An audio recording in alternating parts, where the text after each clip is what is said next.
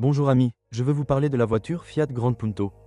La Fiat Punto de 3e génération est une voiture du segment B très populaire qui est sur le marché depuis 11 ans et qui est toujours en pleine forme. Est-ce que c'est si réussi? Découvrons-le en jetant un œil aux voitures d'occasion. En 2009, Fiat présente le modèle Punto Evo, plus long de 35 mm, qui est d'une part un facelift de la Grande Punto et d'autre part sa version plus riche. Les deux variétés sont proposées simultanément, mais le prochain changement de nom aura lieu en 2012. À ce stade, les surnoms ont disparu et ce qui restait était la Punto elle-même, qui était proposée en deux standards différents, le plus pauvre, similaire à l'intérieur au précédent Grande, mais avec la carrosserie Evo, et le plus riche était simplement le précédent Evo. Actuellement, la Punto est toujours en vente, mais avec une seule version d'équipement avec deux moteurs au choix, 1.2, 69 chevaux, ou 1.4, 77 chevaux. Moteur. Le choix des unités d'entraînement est énorme et dépend en grande partie du modèle spécifique auquel nous avons affaire. Les moteurs essence de base sont des 1,28 volts de 65 ou 69 chevaux. Le moteur 1.48 volts de 77 chevaux est légèrement plus puissant. Les versions 16 soupapes développent 95 chevaux dans la Grande ou 105 chevaux dans les Evo et Punto, moteur multi-air. Il existe également une variante T-Jet suralimentée de 120, 155 ou 180 chevaux dans la Grande, et le multi-air turbo générant 135 chevaux, 165 ou 180 chevaux dans la Punto Evo et uniquement en version 135 chevaux dans la Punto. La dernière version a été proposée pendant une période relativement courte avec le moteur 0.9 Twin Air de 85 ou 105 chevaux. Passons maintenant au moteur diesel. Le moteur le plus ancien et le moins moderne fut dès le début le gros moteur 1.9 multijet à culasse 8 soupapes, développant 120, 5 portes ou 130 chevaux, 3 portes. Il n'apparaissait plus dans la Punto Evo, où sa place était prise par le plus moderne 1.6 multijet de 120 chevaux. Le même moteur a également trouvé son chemin sous le capot de la Grande Punto, ainsi que de la nouvelle Punto de 2012. Le plus petit moteur 1.3 multijet était proposé dans toutes les versions et générations de la Punto et développait une puissance de 75 à 95 chevaux. Quel moteur choisir? En règle générale, plus le modèle est ancien, plus nous recommandons le moteur à essence. Presque tous les moteurs non suralimentés, à l'exception du petit et faible moteur 1.2, qui n'est tout simplement pas adapté à la Grande Punto.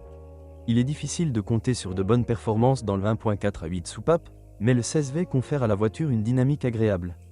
Il n'y a aucun problème avec les moteurs mentionnés ci-dessus, et si quelque chose casse, il s'agit généralement de quelque chose de mineur, comme le système d'allumage, bobine, l'électricité, capteur, ou les accessoires, pompe à essence, alternateur.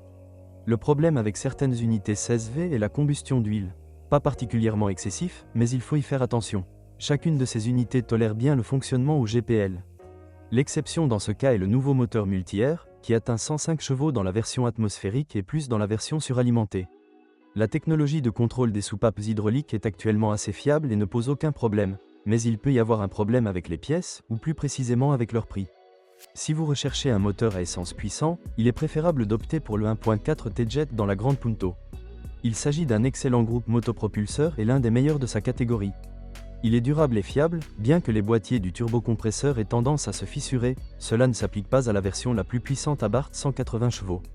Nous ne recommandons pas particulièrement la version 0.9 Twin Air en raison de son faible couple et de ses coûts de réparation potentiellement élevés. Une voiture chargée n'a pas vraiment envie de bouger, à moins qu'il ne s'agisse de la version 105 chevaux. Il n'y a pas de plainte concernant ces moteurs pour le moment, car il y en a très peu sur le marché, mais nous les considérons comme risqués. En ce qui concerne les moteurs diesel, nous recommandons des moteurs plus gros, c'est-à-dire le 1.6 multijet moderne et très raffiné ou le 1.9 multijet plus ancien, encombrant mais durable et peu coûteux à réparer. Ces problèmes typiques incluent des dommages à la vanne EGR, au régulateur de pression de carburant ou à la soupape de suralimentation.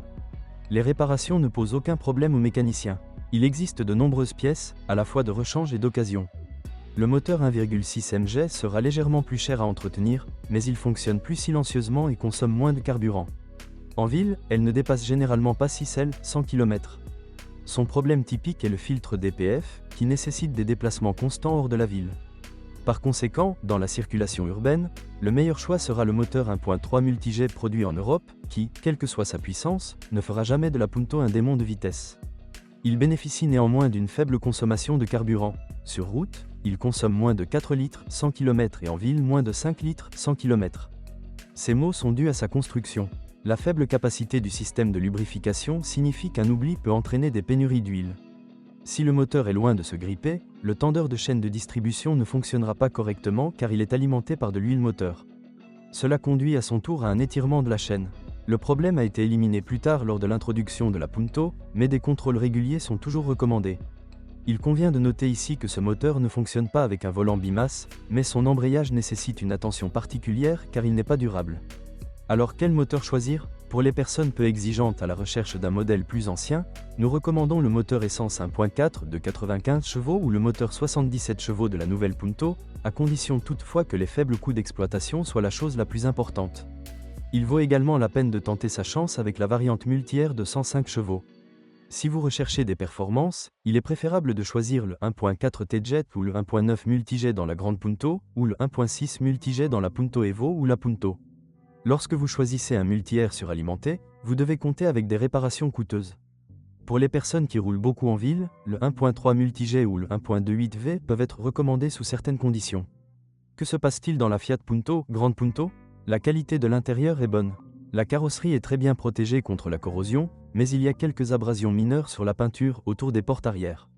Lors de l'achat, il ne vaut pas la peine de prêter une attention particulière à l'ajustement des éléments et aux espaces entre les pièces du boîtier, car depuis l'usine, cela semble au mieux moyen. Il peut être un peu ennuyeux d'avoir de l'eau qui pénètre dans l'habitacle par les passages de roues avant ou une lunette arrière endommagée, ainsi que des poignées de porte coincées. Il vaut la peine d'examiner de plus près le fonctionnement du système de direction. La Punto de 3e génération est équipée d'un système de direction assisté électrique avec mode City qui, une fois activé, permet même aux personnes les plus fragiles de tourner le volant avec leurs petits doigts sans effort à l'arrêt. En réalité et en mode normal, la roue devrait tourner très facilement. Si ce n'est pas le cas, vous devrez être prêt à dépenser plusieurs centaines de dollars en réparation. L'arbre de direction peut être défectueux, ce qui entraîne un bruit de cognement lors d'un virage serré. Il a été réparé dans le cadre d'une campagne de service. Le châssis et les freins ne sont pas les zones les plus durables de la Punto, mais ils sont parmi les moins chers à entretenir.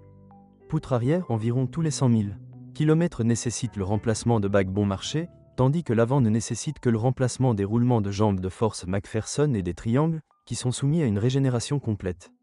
Il vaut la peine de vérifier vos tambours de frein de temps en temps, car les freins arrière peuvent être très négligés. Un problème typique des Fiat est l'électricité, et ce n'est pas différent dans la Punto. Beaucoup dépend de l'exemplaire, ainsi que de son état technique. Je connais personnellement 2 propriétaires dont les opinions sur le fonctionnement de l'électricité sont extrêmement différentes.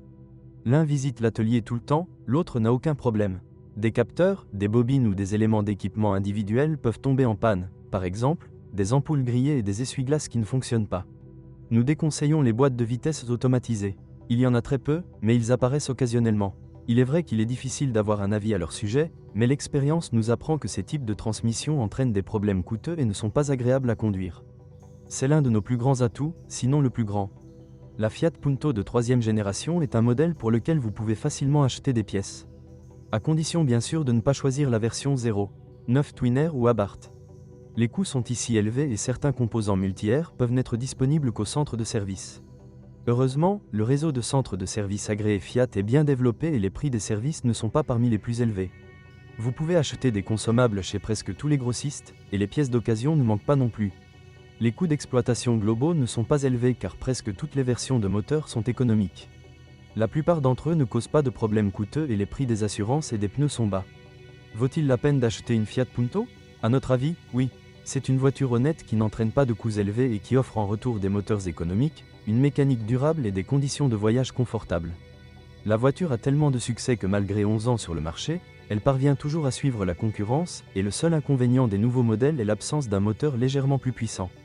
Merci de m'écouter, n'oubliez pas de vous abonner à la chaîne et de noter ma vidéo. Si vous connaissez des problèmes avec cette voiture que je n'ai pas mentionné, assurez-vous de les publier dans les commentaires. Bonjour les amis. Vous cherchez une voiture d'occasion? Vous devez prêter attention au site web carm.pro. Carm.pro est grand catalogue de voitures, moteurs, boîtes de vitesse. Et le meilleur, c'est que vous pouvez trouver des informations sur les pannes de n'importe quelle pièce. Complètement gratuit. Allez sur le site web carm.pro et découvrez tous les éventuels points faibles des voitures d'occasion.